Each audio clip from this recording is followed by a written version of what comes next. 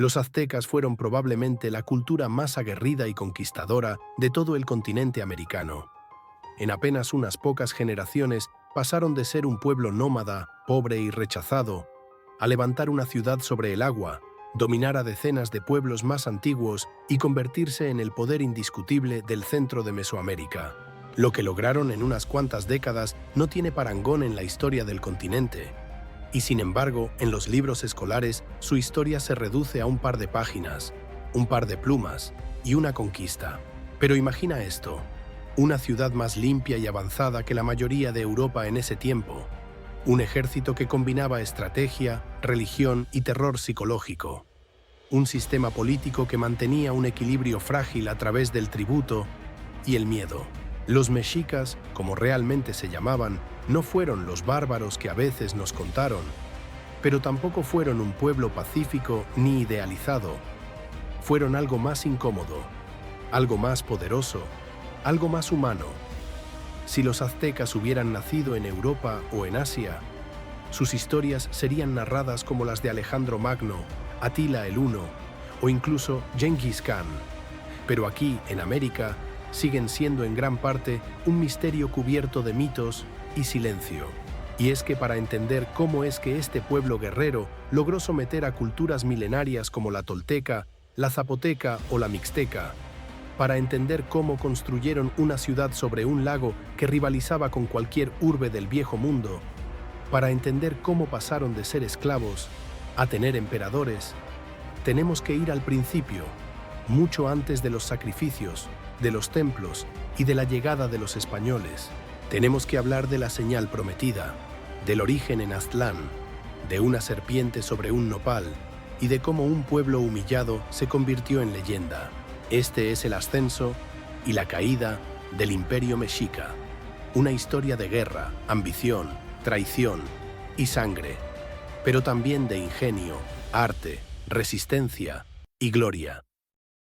Antes de ser conquistadores, antes siquiera de tener un hogar, los mexicas fueron migrantes, no por elección, sino por destino, un destino dictado por los dioses. Según su propia tradición, no eran originarios del fértil Valle de México, sino de una tierra lejana llamada Aztlán, un lugar tan envuelto en niebla y simbolismo que ni siquiera los arqueólogos modernos han podido ubicarlo con certeza. Algunos creen que estaba en lo que hoy es Nayarit, otros lo sitúan en las costas del Pacífico Norte o incluso más allá, en los desiertos del suroeste de Estados Unidos. Pero para los mexicas, Aztlán no era solo un lugar geográfico, era un símbolo, el punto de partida de una odisea de siglos, una tierra sagrada que tuvieron que abandonar. 7 tribus salieron de Aztlán guiadas por sus dioses. Todas hablaban náhuatl, pero solo una terminaría construyendo un imperio. Los mexicas.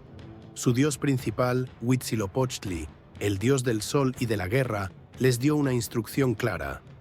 Caminarán hasta que vean la señal. Ahí fundarán su ciudad. ¿Y cuál era esa señal?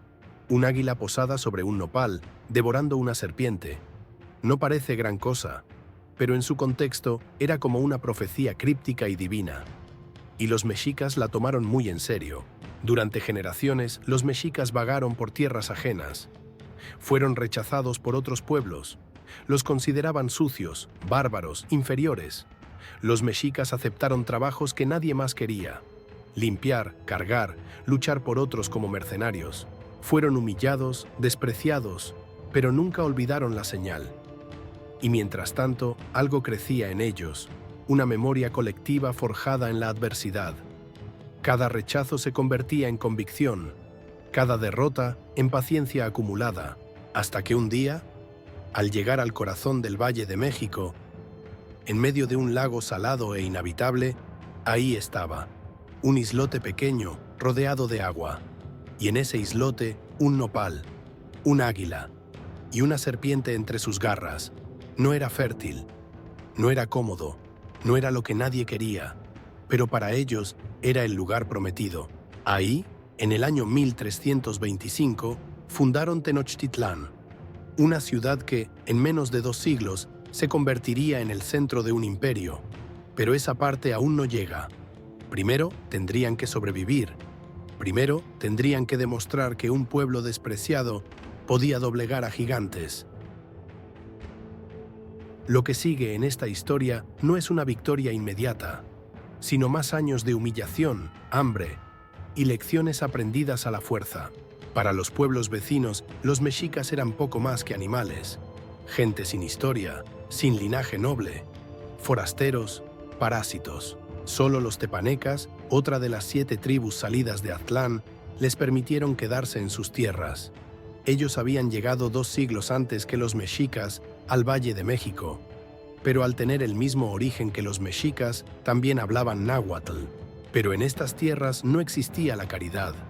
Los mexicas no se quedaron como aliados, sino como vasallos, como fuerza de trabajo, como carne de cañón. Fueron enviados a luchar por otros. Pelearon batallas que no eran suyas, con armas que no eran suyas, por pueblos que los despreciaban. Pero lo que parecía un castigo se volvió una escuela. Aprendieron las tácticas de guerra, aprendieron las alianzas entre pueblos, aprendieron qué enemigos eran débiles, cuáles eran traicioneros y cuáles se creían intocables. Y mientras tanto, mantenían viva su identidad, su idioma, su religión, su dios solar Huitzilopochtli, el dios que les había prometido la grandeza, pero que también les exigía sangre y sacrificio. No podían darse el lujo de olvidar quiénes eran, porque nadie más lo recordaba. Y entonces ocurrió algo que cambiaría su destino para siempre. El gobernante de Culhuacán, un pueblo de linaje tolteca, descendiente directo de los grandes sabios, ofreció a su hija en matrimonio a un mexica como símbolo de alianza. Una oportunidad histórica para los mexicas de entrar al mundo noble.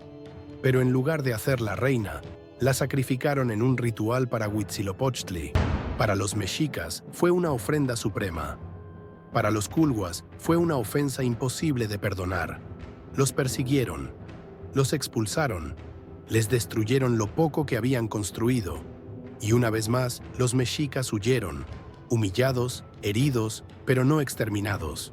Aquel acto no fue el fin, fue el punto de quiebre. Ahí, en el dolor y el exilio, renació su fuego interno.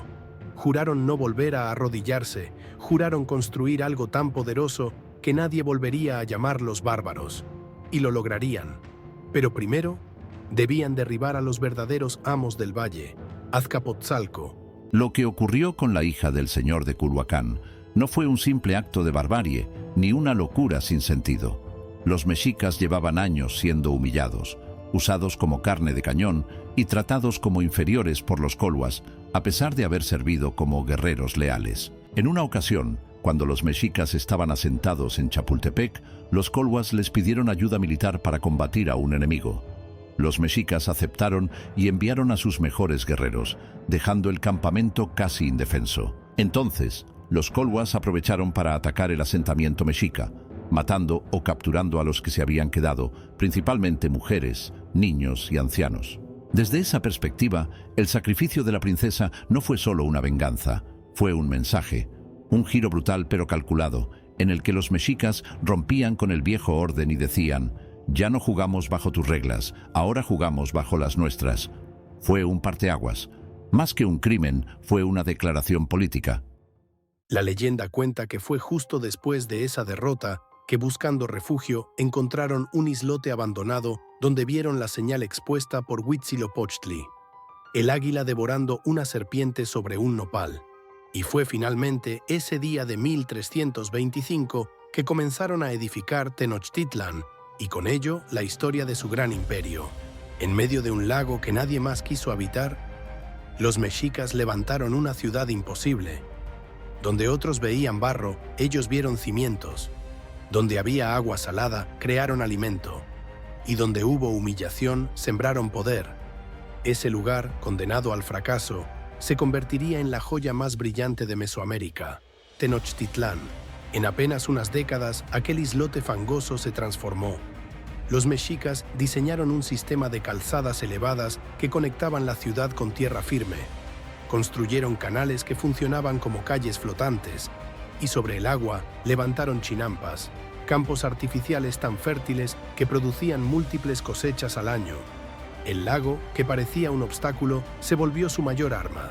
Pero no solo cultivaban en el agua, también la dominaban. Construyeron acueductos de piedra para traer agua potable desde Chapultepec.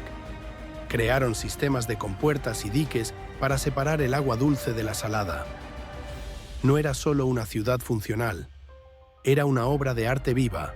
En el centro de esta ciudad emergía su corazón espiritual, el Templo Mayor, una pirámide doble dedicada a dos dioses opuestos pero complementarios: Huitzilopochtli, el dios de la guerra, y Tlaloc, el dios de la lluvia.